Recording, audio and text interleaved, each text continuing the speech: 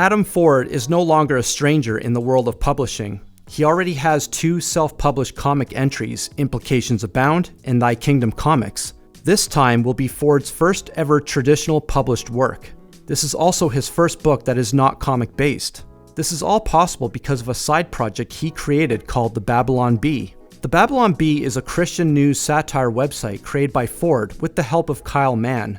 A handful years old, this site has gained immense traffic. It has exploded into a social phenomenon. This has led to authoring a book of Christian satire literature titled How to Be a Perfect Christian. There is no mention of any author named other than the Babylon Bee. While this is a project created by the Bee, the actual authors would be the combination of Adam Ford and Kyle Mann. Let's be clear, How to Be a Perfect Christian does nothing to live up to its title. Right away, a title like this should not fool anyone or give any serious thought. It did not fool the cashier who laughed at its title when I purchased it. Even the cashier knew there is no such thing as a perfect Christian. This book needs to be taken as light-hearted nonsense. If anyone was to follow the actual advice of this book, they would be the worst Christian imaginable.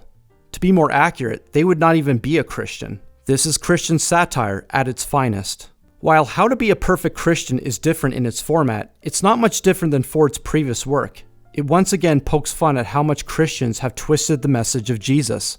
Instead, this time, it encourages the reader to live out false biblical principles. With humorous sarcasm, it navigates readers on the road towards Christian life perfection. Its satire offers ridiculous ways to join a small group, do life together, pray, and how to avoid serving. This is a hilarious how-to guide on maintaining a righteous image of perfection without showing any imperfections. The advice is crazy, but what is more crazy is that some Christians actually live it out to a certain degree. I am fascinated and scared how many Christians actually commit these actions.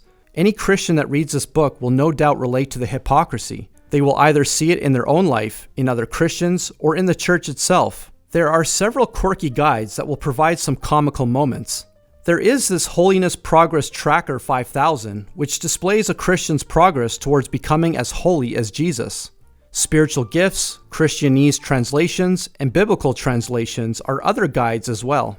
They all help the Christian maintain a perfect holy image without lifting a finger.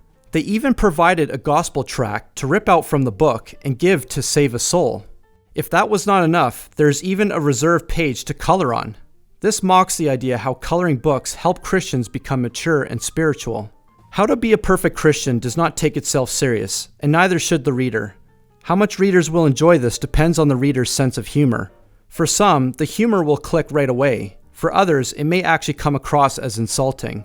There is not a single page of serious advice to read. There is no mention of how horrible and wrong their advice actually is. They depend on the readers to actually know this. I am depending on readers to know this too.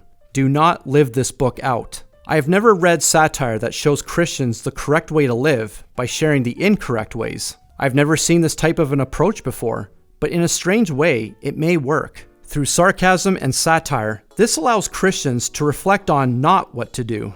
They will realize the crazy actions they are guilty of in a hilarious way. At the very least, this publication allows Christians to take a moment to laugh at themselves. At the very most, Christians will understand and appreciate the message behind the humor.